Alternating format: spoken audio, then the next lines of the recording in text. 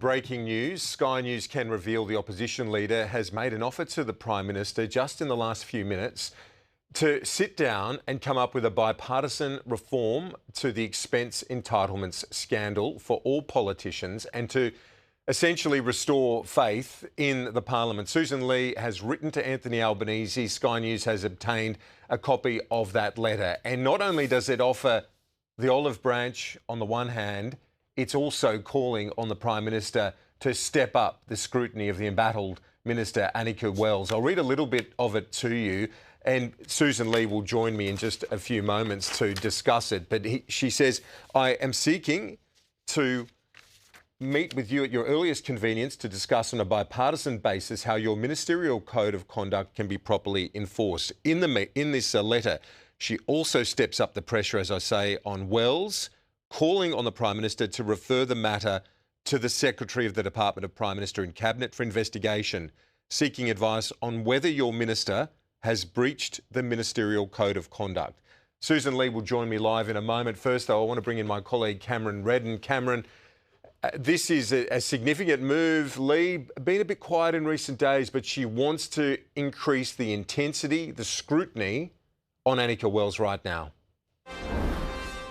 Absolutely, Kieran. The claim from the coalition here is that it's not just about the rules set down by this independent watchdog known as the IPEA, which sets out the standards and the rules for how politicians use their expense entitlements, but she also wants scrutiny, does the opposition leader, on the ministerial code of conduct, which is a higher test, a higher level of responsibility, if you like, for senior ministers, cabinet ministers, junior ministers, assistant ministers that they all need to come up to. And the claim here from the opposition is that Anika Wells, in using taxpayers' money to take some of the expenses and trips and travel allowances that she has, may not have sufficiently, in the view of the opposition, proven that most of that spending was dominantly used for a work purpose. That's the sort of language that's in the ministerial code. So the opposition leader going a further step today than publicly questioning these expenses. She is now calling for the Sports and Communications Minister to be investigated by the Department of Prime Minister and Cabinet to determine whether she has breached the ministerial code of conduct. The second part of that letter, as you outlined there, Kieran, an offer from the opposition leader to sit down with the Prime Minister over summer and come up with bipartisan reforms to these expenses, allowances. You can see the letter on your screen. It does go on to say in the second part, as she concludes this letter, essentially that there is a hope that with a bipartisan approach, that then that would restore public trust in the parliamentary system to strengthen those standards so that community expectations can be met. Kieran, we'll hear from Sussan Ley in a moment when she speaks with you. Of course, there is history here personally for her. Sussan Ley, when she was the health minister in the Turnbull government, had to resign herself following an expenses scandal around the purchase of a property on the Gold Coast and other trips as well. So she has been, if you like, in a very similar position to Anika Wells, facing that public pressure where every line item has been gone through. Kieran, a senior Labor source told me earlier this week that there is a view that going down this constant review of expenses line by line for different politicians is mutually assured destruction. The dirt units on all sides are working overtime because they know how bad this looks. Not just the fact that these rules exist and there's questions about whether they've been followed, but at a time coming up to Christmas when cost of living is an issue front of mind, and in just the last few days, the Treasurer has said the budget can't afford more power bill rebates after Christmas, that the look of these expenses is the core issue. So Sussan Ley, that breaking news, Kieran, taking an extra step this morning, calling for an investigation into Anika Wells to see whether there's been a breach of the ministerial code, but also, and perhaps more significantly in the long term, offering to sit down with the Prime Minister and flesh out bipartisan reforms to the expenses system so that they can now meet community expectations. Cam, thank you. Let's go live to Opposition Leader Sussan Ley now. Opposition Leader, thanks for your time. Why is the Independent Parliamentary Expenses Authority that review? Why is it insufficient in your view? For many reasons, Kieran, and by the way, I was shocked to hear the Prime Minister say yesterday, I don't write the rules. Really? The Prime Minister and his ministers hold the pen on all these rules. You can't tell me with the majority that they have in the Parliament that they can't look at the rules. So that obfuscation just doesn't cut it with the Australian people. What this is about is public trust and accountability and community expectations. Yes, Minister Wells has referred herself to a certain review.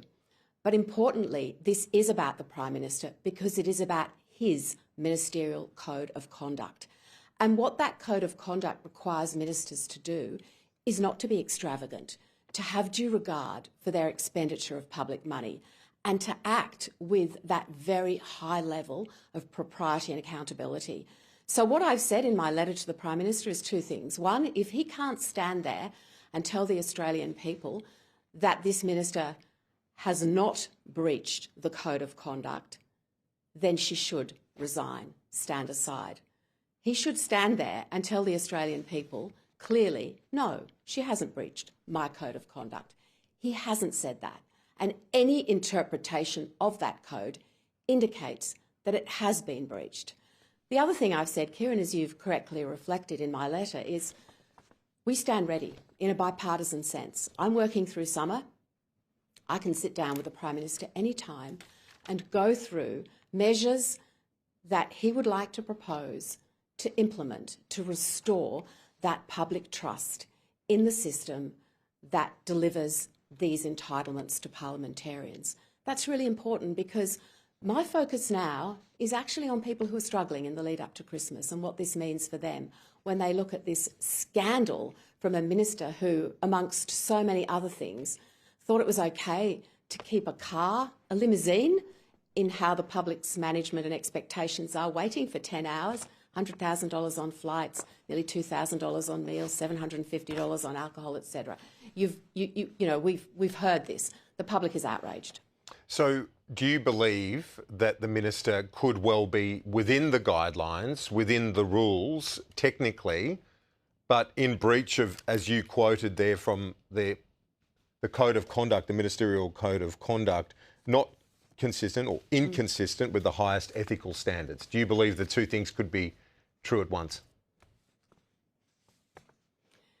The ministerial code of conduct holds ministers to a different and higher standard because you are a minister of the Crown, exercising rights, privileges and incredible responsibility, Kieran.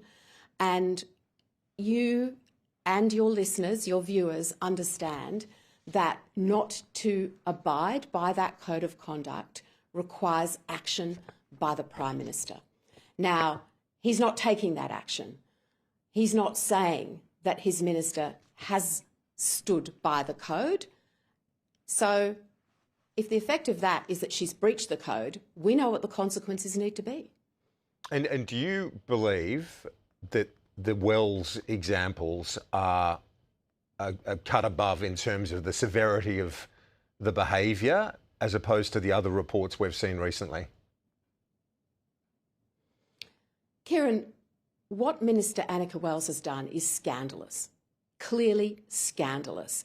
And the whole country is reeling from all of the information that they've received about what she has done. She has not shown an ounce of contrition. She has not stepped up and said sorry, or she understands what struggling Australians are going through. She hasn't referred herself to her Prime Minister's ministerial code of conduct either, but it is incumbent on the Prime Minister, who trumpeted this code of conduct, who talked about transparency and integrity and new standards and on and on and on. Why is he silent about this minister and his code of conduct and whether she has breached it? Because the average punter would read the code of conduct, consider the minister's behaviour and say, you've breached the code. You've had clearly, a further whack at Anika Wells, the minister, at the same time extending an olive branch to the Prime Minister to resolve this. You touched on it earlier, but is this a sense or an offer to have a truce in terms of this issue? Because it is a spiral. It can quickly engulf the whole of the Parliament, not just one individual. It's quite simply this, Kieran. It's an offer to meet, to sit down in a bipartisan manner and work through measures and changes that the government that this Prime Minister leads might be prepared to put forward.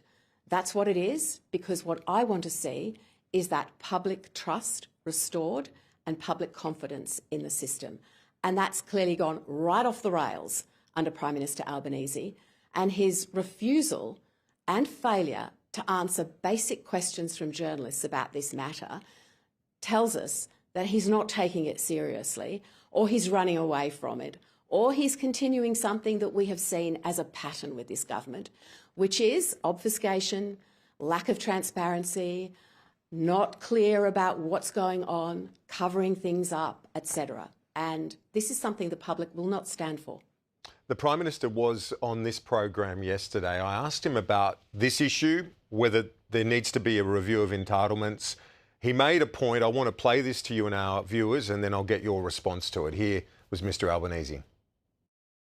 These issues are of genuine concern to the taxpaying public. But we have an independent authority. I'm going to allow them to do their job. The Independent Parliamentary Expenses Authority, of course, was set up in the wake of Sussan Ley's resignation for flights to the Gold Coast, which involved purchasing a property. So we have an independent authority. I want them to be able to do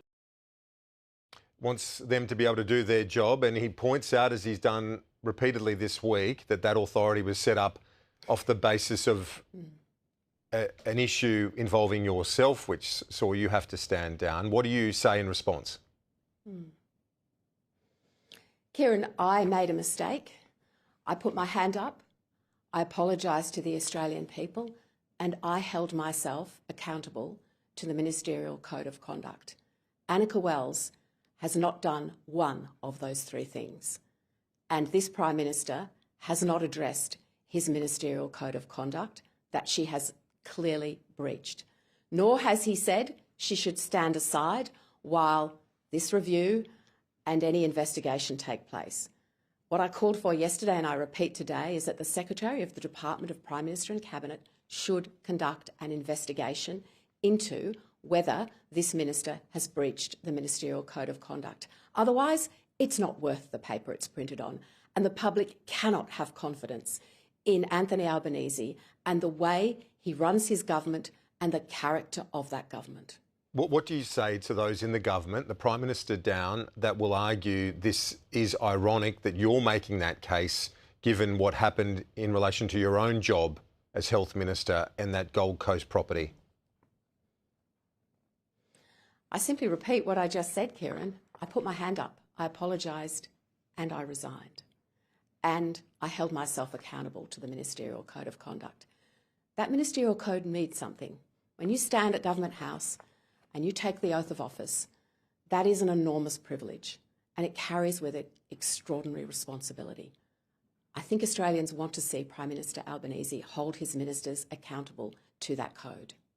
So essentially you carried out your penance at the time, and that Anika Wells and this government should look at the way the coalition responded to these very issues, or not exactly the same, but similar back in the day.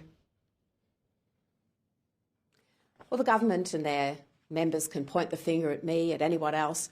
What they're not doing is focusing on the behaviour of one of their ministers and the lack of accountability of the Prime Minister. And that's what counts here.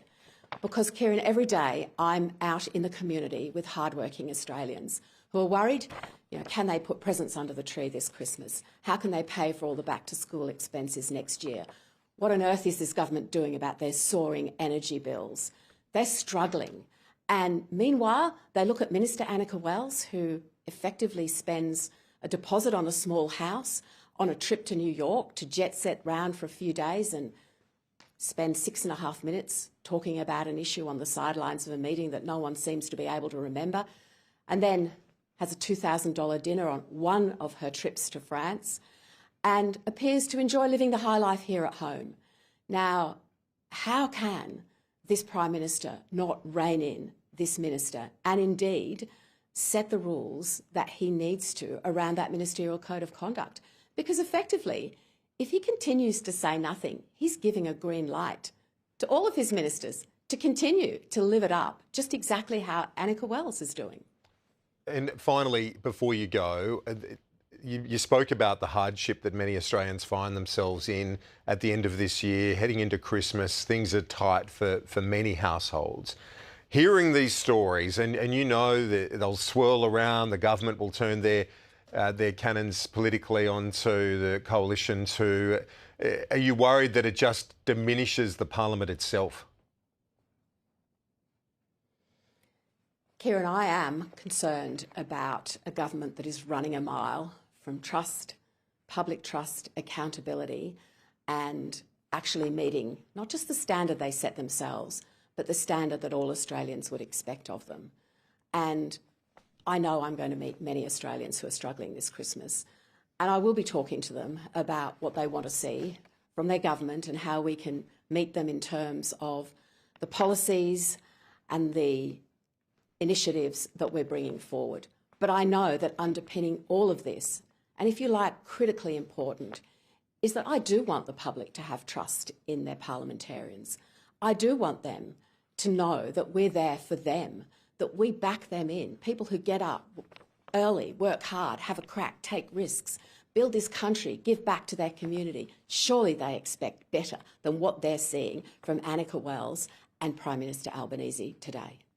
Opposition Leader Sussan Ley, I know you said you're working through, but all the best to you, your family, for Christmas and the New Year. Thank you for your time today and throughout the year. Thanks, Kieran.